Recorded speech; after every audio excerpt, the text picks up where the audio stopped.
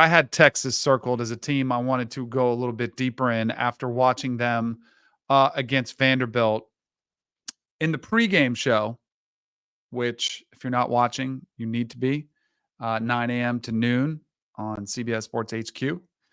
I said, and this was just kind of spitballing, but I said, I'm putting Texas on fraud alert. Wasn't calling them a fraud, but when you watch the way things unfold, they had largely played a very weak schedule, albeit some of those were big brands. But as we know now, Michigan, not that good of a team. Oklahoma, not that good of a team. And both of them has had quarterback issues. Like both of those programs are very similar.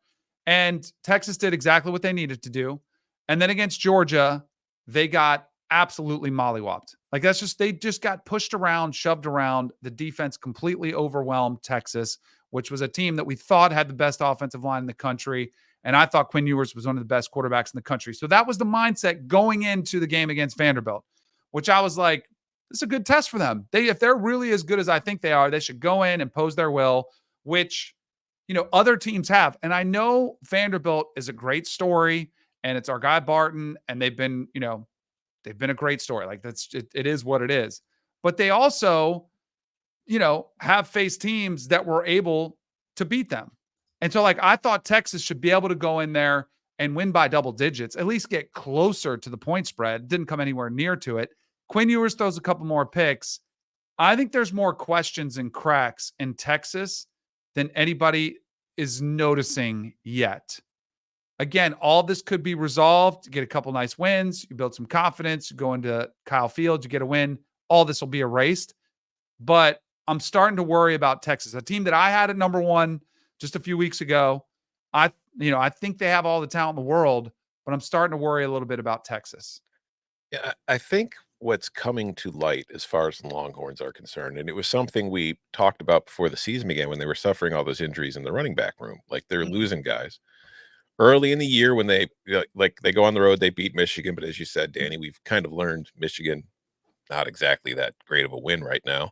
But as they've early in the year, it wasn't really hindering them in any single way. But now that they've gotten to conference play, their run game and lack of it for the most part is making things more difficult for them. Like they couldn't run the ball obviously against Georgia at all. They couldn't do anything on offense against Georgia.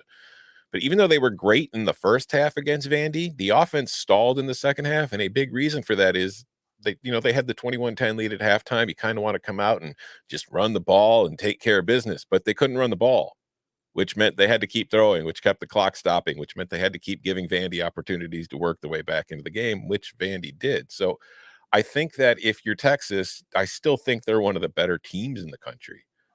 I don't know if they can win the college football playoff with the way that their offense is currently working. That's a very important distinction to make because I think everything's relative, right? That's how I perceived Texas as a national champion candidate. And that's where I'm starting to see that. And I'll take it a step further, though. I also thought they were a SEC champion candidate. And I'm starting to wonder about that because I think the best team in the state might be the one in College Station. The way the game was going, it seems like Mr. All Gas, No Brakes took his foot off the gas. Vanderbilt having that final margin was a little bit backdoorish, And I do think that ultimately what Texas has, while the concerns about the run game are absolutely fair, they have so many weapons on the outside. And every now and then, Steve Sarkisian is one of the best in the game right now at being able to get your defense misaligned. Is that right? Sorry, I didn't go to the nerd school. School Monday. Just get you out of position. Yeah, just get you out of position. Like all of a sudden, whether it's a linebacker on Matthew Golden or Ryan Wingo's coming around the edge, or there are so many times in a Texas game where Quinn Ewers has got to deliver the ball on time and hit him in stride. That's a Quinn thing, but there are about 4 or 5 plays a game that it's just cooked up perfectly, and in part because they have so many weapons. I'm willing to offer some criticism about sometimes it being a little bit clunky, and certainly them missing the elite playmaking of someone like Cedric Baxter. But if everything's relative, show me the team that I can't start to have a few nitpicks on right now. You know, we're talking about Ohio State, Penn State being a top 4 matchup, and I mean, no one really thinks that either of them is a monster in performance so far this year. How dare you? I think they're both perfect. Clearly.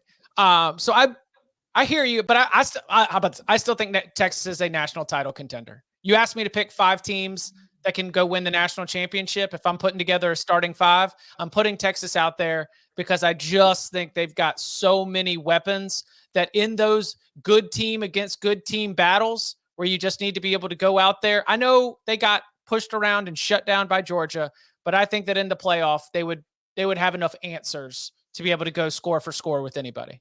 I think that that's a valid opinion, and I think there's absolutely nothing wrong with it, even if I disagree with it. But I can't watch a team get punked like that at home and think that they can win a national title because they got punked. Right. Georgia came into their football stadium and beat the shit out of them, Chip. If you're a Texas fan, I would push back, and trust me, I'm on the same page as you, Tom. I'd say, what about our defense? You know, because the defense did pick off Carson Beck 3 times. They made the score at least not go completely sideways. They held him to like 200 yards of offense. Maybe right. less. So that's what I would say. The counter would be that. But that group, man. But Carson Beck threw 3 interceptions, and they still beat you by 2 scores. Yeah. In your stadium. It's just hard for me to think that you're going to be able to beat 3 teams on that level, which is what you have to do now. You have to beat 3 Georgias to win a national title. You might just have to beat 1. Right. Georgia's not perfect. Yeah. Georgia's got its own flaws. You have to beat 3 Georgias. You have to beat 3 Texases. You have to beat 3 Ohio States. You have to beat 3 Oregons. They're all pretty much the same right now. I think that there's one last thing that I will say. How did I become a Longhorn defender? Yuck. I will take the cold shower, like the shock to the system theory. Georgia came into that game with a little bit of blood. Like they'd been out there. They'd been like truly tested and been in some battles. Texas, not so much.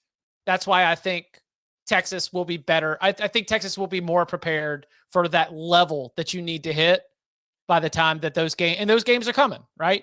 The Texas A&M, as you mentioned, Danny, the SEC championship, if they're able to get there, and then the college football playoff, if they're able to maintain that path, I think they'll have a better response from getting pushed around from the Bulldogs.